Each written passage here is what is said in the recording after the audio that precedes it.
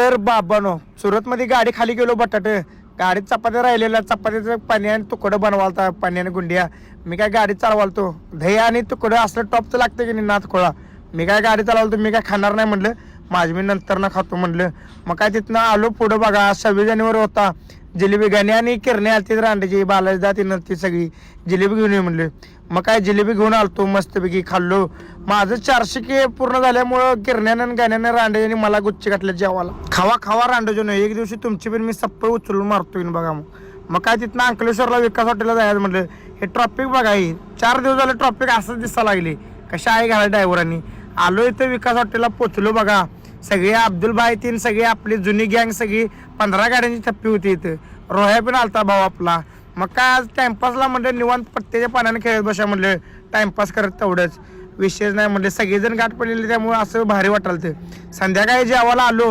आम्हाला चांगलाच घोडा लागला होता रोह्यानं 4000 रुपयाला गाण मारली होती आमची बरोबर